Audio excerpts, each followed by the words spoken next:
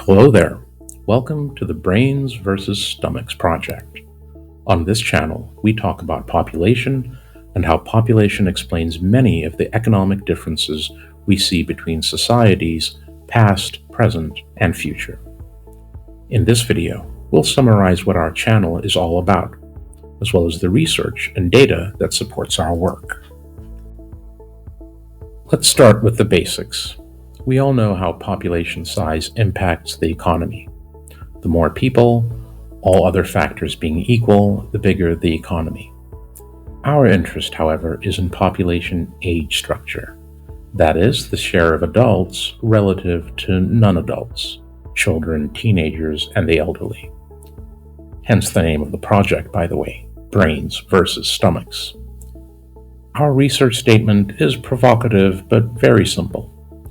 A lot of the differences in economic development we see between people can be simply explained by how old they are. That is, how many adult brains are in the economy versus non-adults, because that does indeed give us a broadly good estimate of their ratio of workers per person. We're not here to tell you that demography is destiny, because it isn't. But we are here to tell you that demography, more specifically age structure, does have a measurably powerful effect on economic growth and prosperity, and that it's a very necessary ingredient for economic development. Let's jump straight into the evidence. First up, this chart is a little bit heavy, so let's break it down slowly. On the vertical y-axis is GDP per capita, adjusted for inflation and national price levels. That simply means we're comparing income and taking into account different prices across nations and across time. On the x-axis, horizontal, is the median age of a population. Median age is simply the age that splits the population in two equal halves. For our chosen range, the lower the age, then generally the fewer the number of adults per person, and vice versa. The higher the age, the more brains per stomachs. In addition, this chart covers 182 countries over 65 years. We've also color-coded the data for ease of reference. Asia is painted black and started off young but got older fairly quickly starting in the 80s. Blue represents Europe, and as you can see, Europe has always been older. Green is Africa, which has mostly stayed young, but is now slowly getting older. Red is for the Americas. South America has gotten older quite recently, while North America was already older, just like Europe. You can see for yourself what's happening here. Regardless of the country, the older that population gets, the richer they generally become. Especially once they get past the early 20s. That's when growth really takes off. And being a log chart, the more keen-eyed observer will notice that these older countries are also getting richer at a faster rate.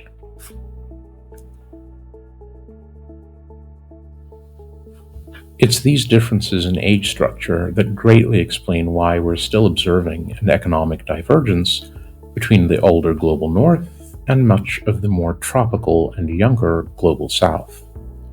Countries that stay very young naturally grow slower, much slower. Hence, they can stay poor regardless of other policy interventions. The only way to truly escape poverty and get rich is to first get older. And that's what our humble research project is all about. Of course, it's a lot more nuanced than that. If you want to get to the core of the project, start with our research paper, Population Age Structure as a Determinant of Long-Run Macroeconomic Growth. It's in the link below, and in the bio. Please note, however, this is only a preprint and is not yet formally peer-reviewed. With your support, however, we do of course plan to get there. And by all means, the easiest way to support us is with a like and subscribe. Now, full disclosure, our project isn't without a little academic controversy. You see, the mainstream theory on demography and development says that there's no guarantee that countries getting older leads to countries getting richer. That is to say, the modern theory claims that adults are not automatically more productive than children, and that certain policies or systems have to first be implemented. Well, not only is this not consistent with our understanding of human physiology, but the data says otherwise. You can see for yourself in this chart we showed you earlier. Though there are temporary outliers, no country gets older and fails to grow, regardless of their economic system, region, political structure, institutions. It doesn't matter. What this aspect of the modern theory misses is that adults, in general, are naturally more productive than children, teenagers, and the elderly, irrespective of social or economic policies. More adults per capita, in the long term, more production per capita. You get older, you get richer. The caution is that getting older doesn't guarantee high income status. Countries can still be middle income even after getting old, but they are all still significantly richer than when they were very young. And on the other side, countries simply can't grow unless they get older. This is the most important finding of our research. It suggests that the key ingredient for long-term economic growth is this demographic transition, this process by which a society full of children and teenagers becomes a society made up of mostly adults. It's not that other factors don't matter. Of course they do. It's also very important to note that demography only has a strong effect on economic productivity at the extremes of youth. Being really young slows down your economic growth. After that, however, even with an aging society, demography mostly falls off, and further growth is up to mostly other factors. So, what we're saying is that population age structure has a direct and causal effect on economic growth and productivity. But age structure itself is a very complex variable that's determined by a wide range of factors. In addition, economic forces can themselves influence population and age structure. That's why we'll be covering a wide variety of exciting topics on how this process works and what it means for economic prosperity. Here's a quick preview of what we'll be talking about throughout our project.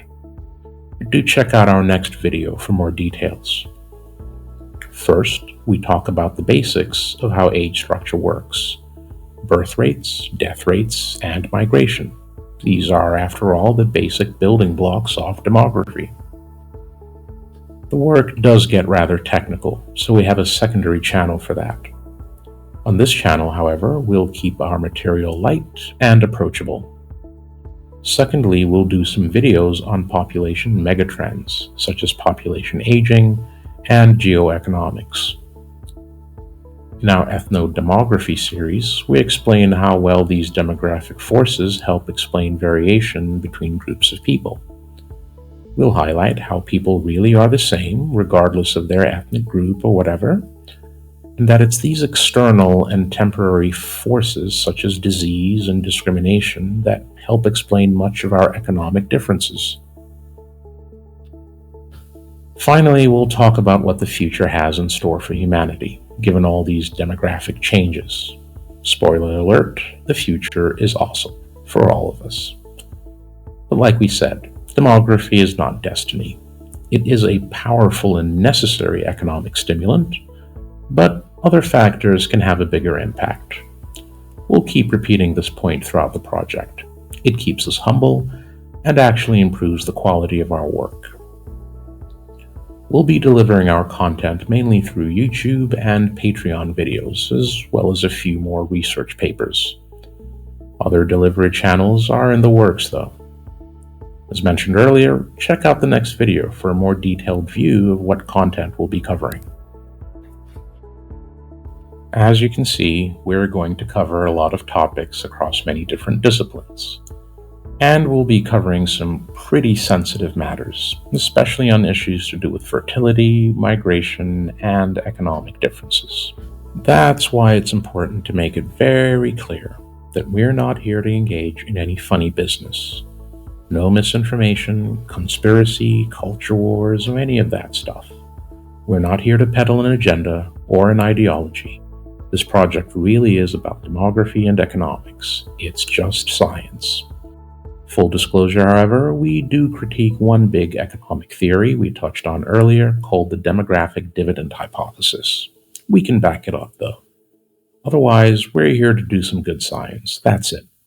And the science is pretty clear. We're all functionally equal. The only differences we explore are those plausibly caused by variations in population structures. Now, given the range of disciplines we'll be drawing from, it's a good idea to keep this framework in mind. Factors that affect human economic outcomes come from everywhere.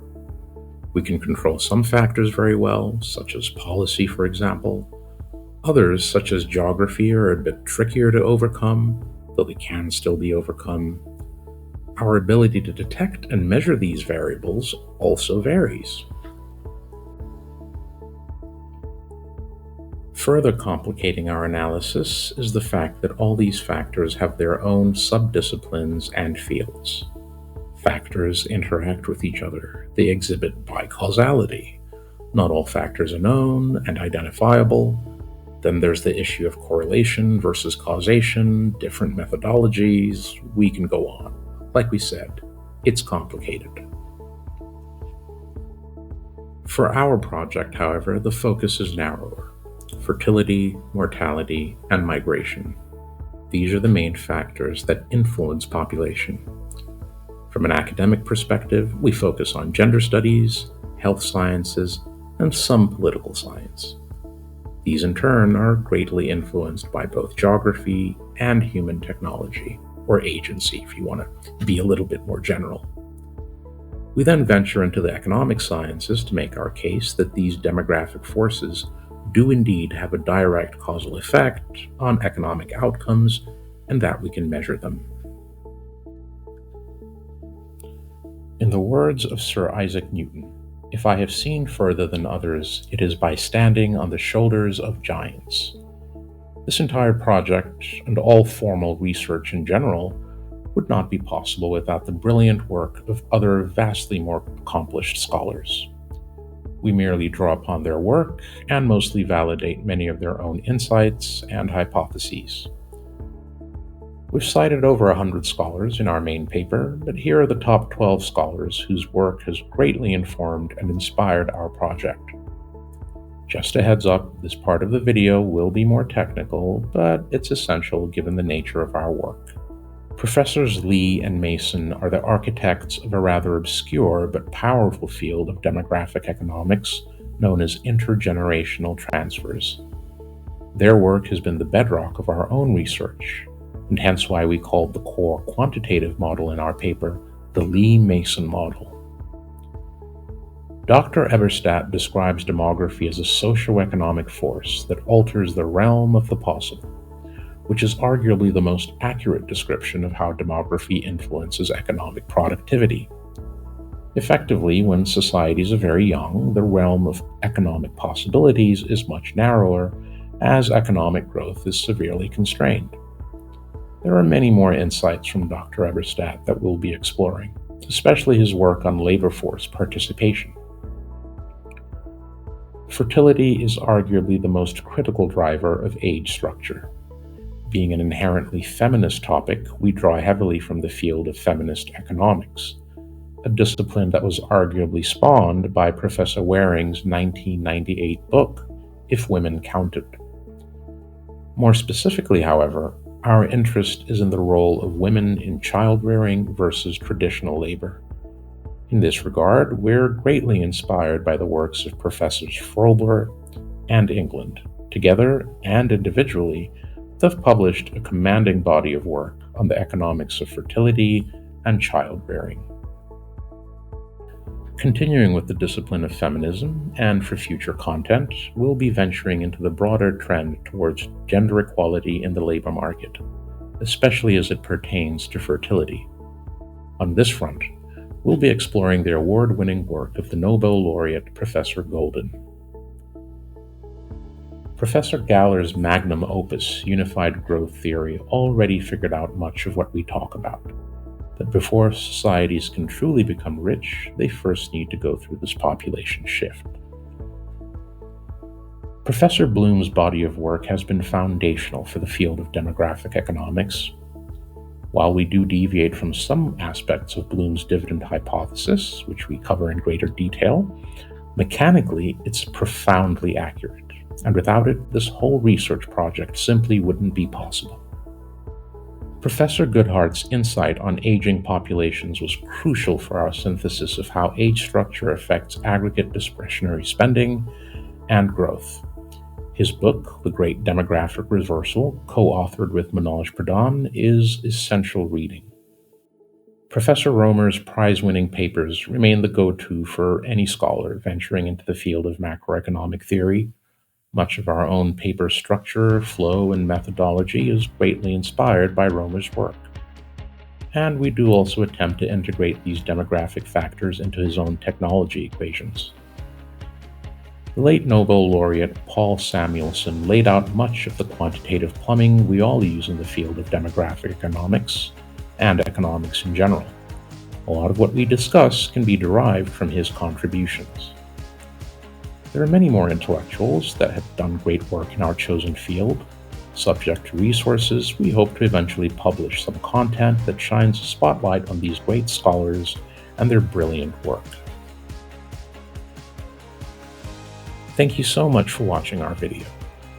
This kind of research takes quite a lot of time and expertise, so please consider supporting us. Crush that like button, subscribe, and share with your friends and colleagues. However, what we really need to get our project in full swing is funding. And sadly, we're not eligible to receive any revenue from YouTube at this moment. So please consider supporting our work on Patreon. For as little as $5, you get access to exclusive content. And for our gold tier patrons, that access is free. For platinum members, you get all our underlying data and documentation. And of course, citing our research would be nice. The quality, scope, and frequency of our content will mostly depend on funding. So again, please consider donating if you're interested in our work and would like to see it continue. This is a YouTube channel with a difference. We take great pride in our work and are committed to a high standard of scholarship. For you, that means quality content that's honest, balanced, well-researched, and intellectually stimulating. Welcome to the Brains versus Stomachs Project.